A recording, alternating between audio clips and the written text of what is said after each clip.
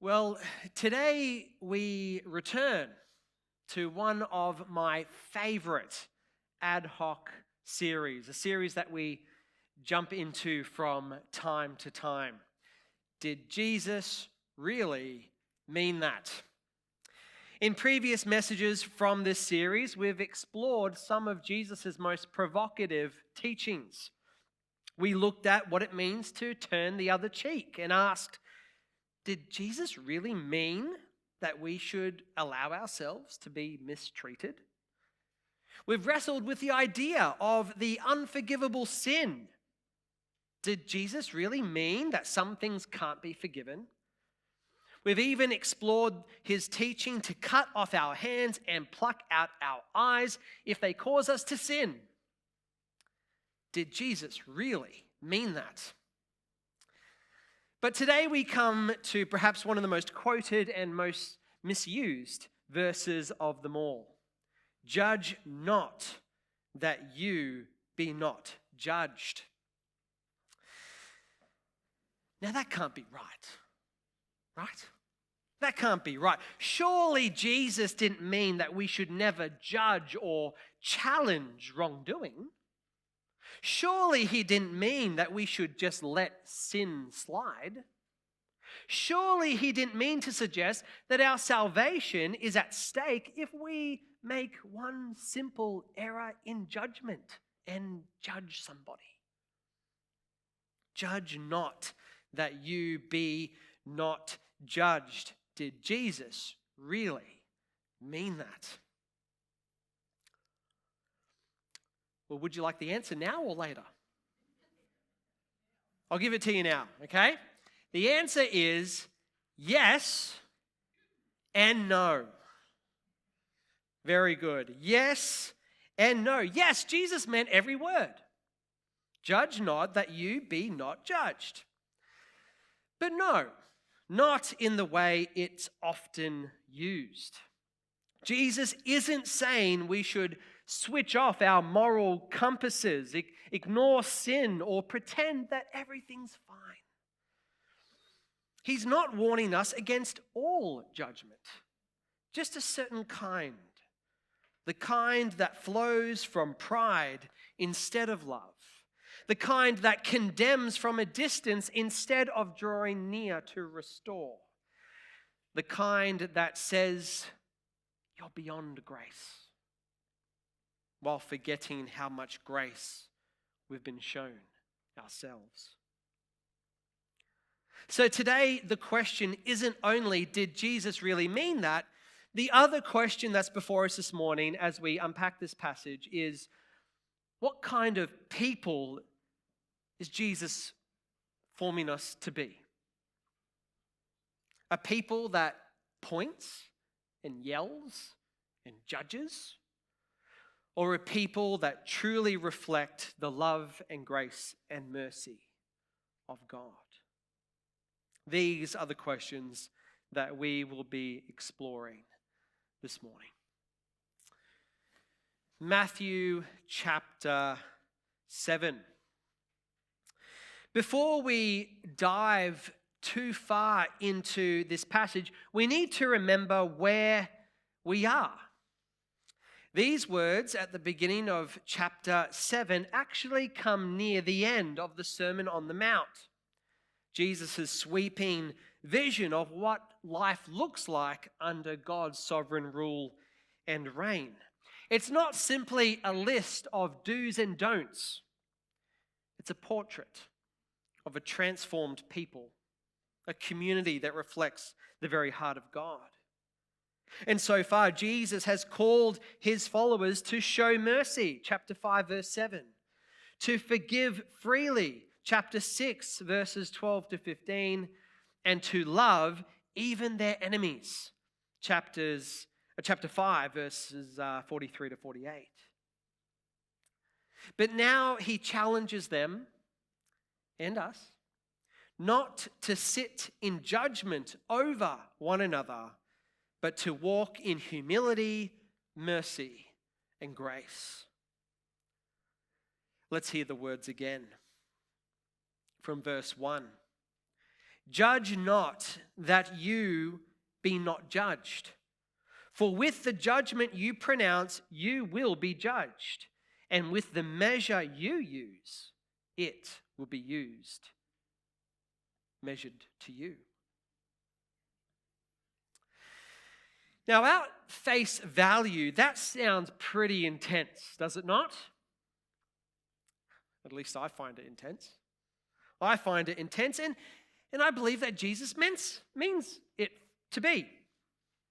It's meant to be clear.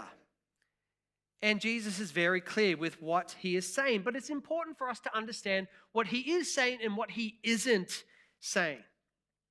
He's not saying that we should ignore wrongdoing or turn off our moral discernment.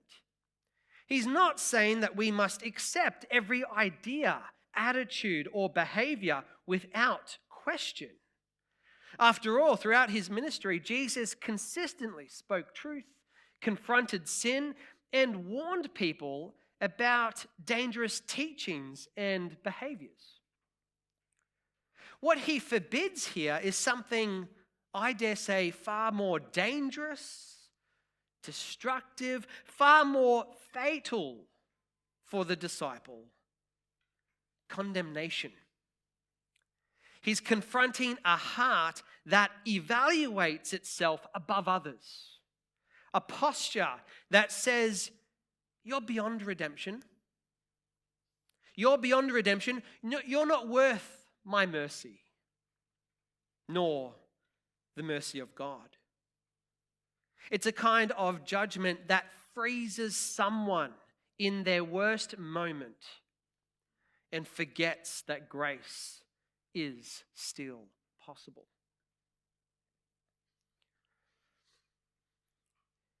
Now, that's not our job to do that.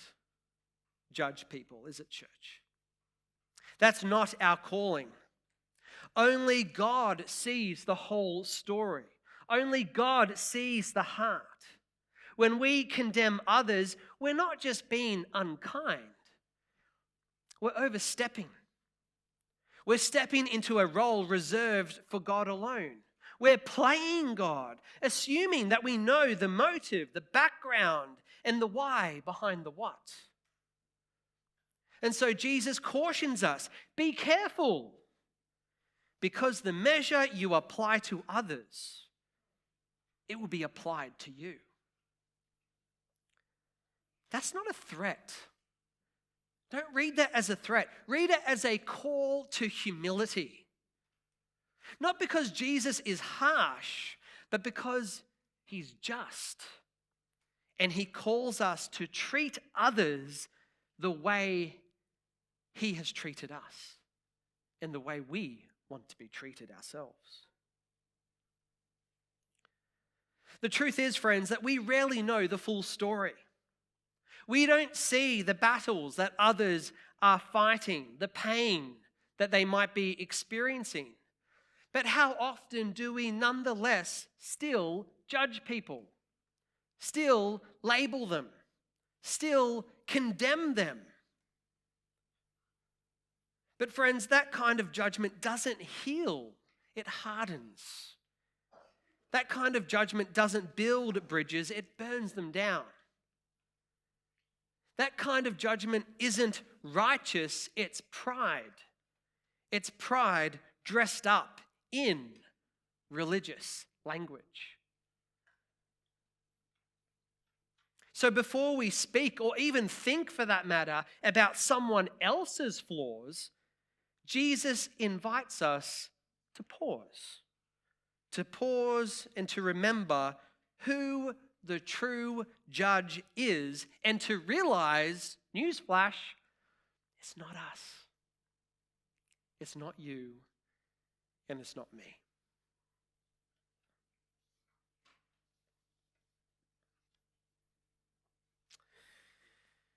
It is then in verse 3, when Jesus hits us with perhaps one of his most famous illustrations. Why do you see the speck that is in your brother's eye, but do not notice the log that is in your own eye? Or how can you say to your brother, let me take the speck out of your eye when there is a log in your own eye? It's classic Jesus, isn't it? It's classic Jesus. Exaggerated, funny, but utterly convicting at the same time. Having said that, you could perhaps almost picture the crowd chuckling when he first said this. You and I have heard this probably said 1,000 times. But the crowd, when they first heard this, they hear Jesus say, now there's a guy walking around with a 6-foot plank sticking out of his face, turning side to side, knocking over chairs and knocking over small children. And he's offering for you to do a delicate eye surgery. Hold still, he says. This won't hurt a bit as I take out this little speck. It's absurd, isn't it? It's an absurd illustration, and deliberately so. That's the point. Jesus is exposing how absurd it is when we focus on other people's small flaws while completely ignoring the massive, obvious issues in our own lives. When we become experts in other people's problems, but blind to our own. It's like a mechanic with 4 flat tires telling us that our windscreen wipers are squeaky. Or with someone with bad breath coming up and offering us a mint. It's like, come on, mate. Really? But notice, Jesus here isn't denying the reality of the speck. The speck is real. There is something in the other person's eye. But the real issue is how we approach it. If we don't first deal with what's going on inside of us, our pride, our self-righteousness, our hypocrisy, we won't see clearly. We won't help. In fact, we'll most likely cause more harm. That's why Jesus' tone here sounds almost baffled. Why? Why do you see the speck? How? How can you see the speck that is in your brother's eye, but you don't notice the log in your own? The truth is that most of us are far more comfortable diagnosing someone else's faults rather than confessing our own. But Jesus invites us into something better. Not moral superiority, but honest self-reflection. Not finger-pointing, but heart-checking. Not judging from a distance, but humbly coming close once we've let him do the work first in our own lives. And this doesn't just affect our personal relationships.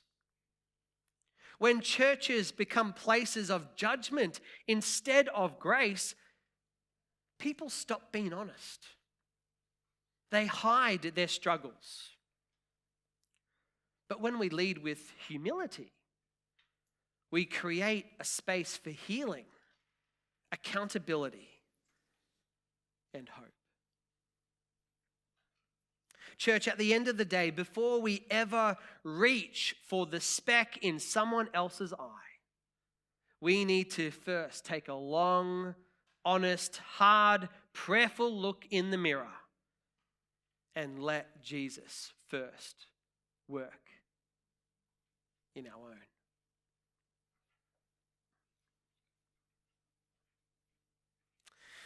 Verse 5. You hypocrite, first take the log out of your own eye, and then you will see clearly to take the speck out of your brother's eye. Now, notice what Jesus does say and what he doesn't say. He doesn't say, forget the speck. Don't worry about it. He doesn't say, just leave people alone. They'll figure it out for themselves. And he definitely doesn't say, once your eye is clear, go ahead, judge and condemn away.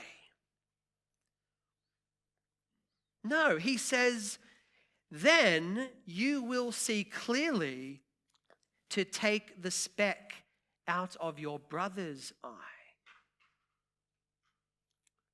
Think on that for a moment. What's the goal here? The goal here is not judgment. What is it? It's restoration. The goal is restoration. Yes, the speck matters. Yes, there is something in the other person's life that needs addressing. But Jesus is showing us how to do it. And it's not with pride, but with humility. Not from above, but from beside. This isn't about pretending everything's fine. It's about dealing with things in the right spirit, with the right posture. And when we do that, church, it changes everything. It changes everything. Because when we've let God deal with the log in our own eye, when we've been humbled, forgiven, and reshaped, something in us shifts. And we no longer approach others with superiority, but with empathy. We're not trying to make a point. We're trying to make a difference. To bring healing, not harm. To bring them closer to God and not to keep them from God. Galatians 6:1 puts it quite simply and beautifully. Brothers, if anyone is caught in any transgression, you who are spiritual should what? Restore him in a spirit of what? Gentleness. Keep watch on yourself, however, lest you too be tempted. Restore gently. Watch yourselves. That's the spirit of Jesus' teaching here. This isn't about stepping back. It's about stepping in as the kind of person who's safe enough, humble enough, and spirit-led enough to speak truth in love. The kind of person who remembers what it's like to be rescued and now wants to help others be rescued too.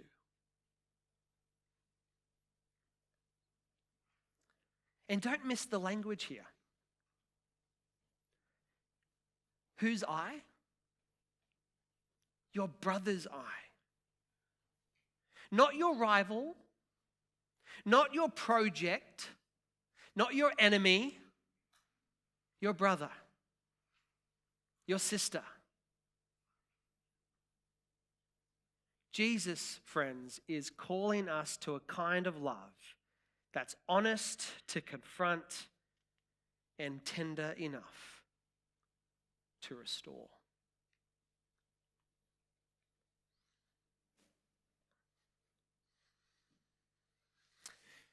So, what does this all mean for us if it's not yet plainly obvious? In our homes, in the church. Friends, Jesus here is not simply teaching us good theology. Well, that was interesting. He's forming in us a new way of life. a people who see the world differently, a people who relate differently, a people who love differently. And so let's ask ourselves this morning, let's look in the mirror. Do we tend to jump to conclusions about people's motives or character? Do we tend to make quick judgments based on little evidence? Do we tend to hold others to standards we quietly, just quietly, ignore ourselves? Are we more eager to correct than we are to confess?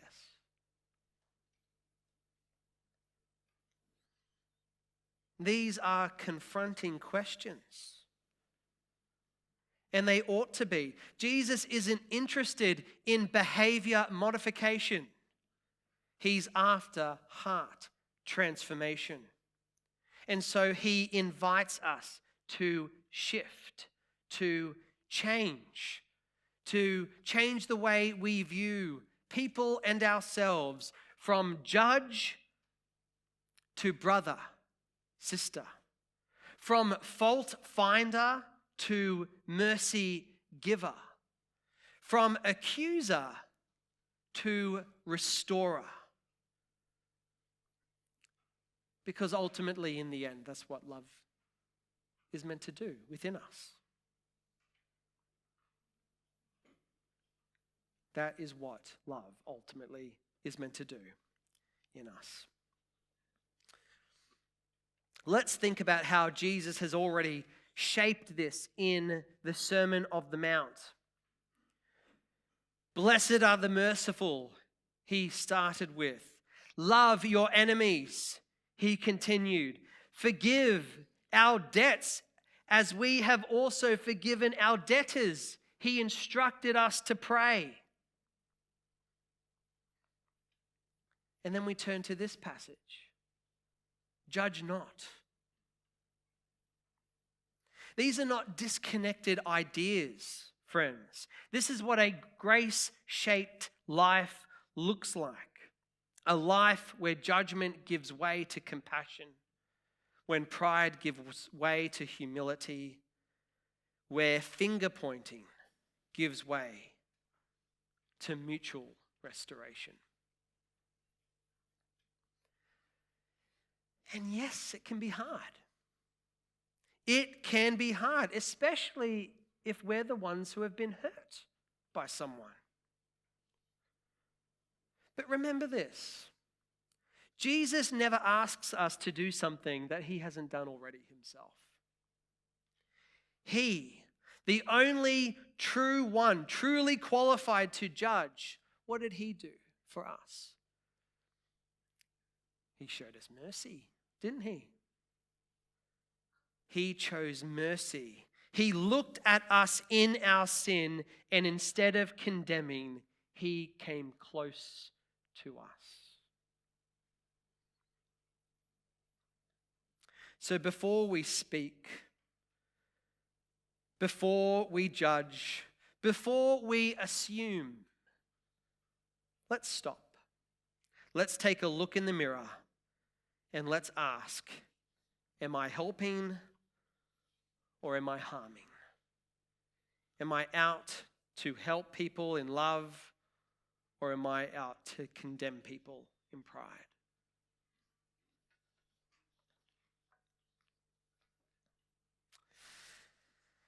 Let's do a little exercise. Let's do a little exercise. I want you to imagine, just imagine, a church where people don't fear the judgment of others. Can you imagine that for a moment? How good is that? They don't fear the judgment of others, but they expect to be shown the same love of Jesus. Where correction happens gently, not harshly. Where one is defined not by their worst mistake, but where one is defined by the grace that they have received. Imagine a community where every person is seen as a brother or sister, never a problem to fix, or a person to begrudgingly tolerate, but a person to restore. That's what Jesus is calling us to here, church. A people who, yes, take sin seriously, absolutely, but who also take grace seriously as well. A people who stop taking God's place, but let's be a people who start reflecting His grace. Remember, we're not called to be moral referees for each other. We're called to be there for one another. Next to people, meet them in their brokenness, and with grace, help them see clearly again.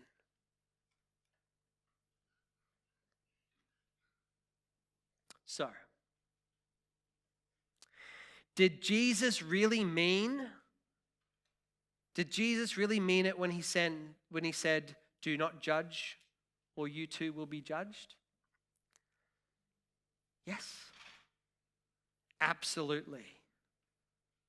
But not to keep us quiet, but to make us humble, to make us more like Him. So, church, let's be those people as we go out from here this morning. Let's be the kind of community Jesus had in mind, where grace flows freely and where love always has the last word. Let's go into this week with clear eyes, soft hearts, and open hands, ready to love as we ourselves have been loved by Him. Amen. Amen.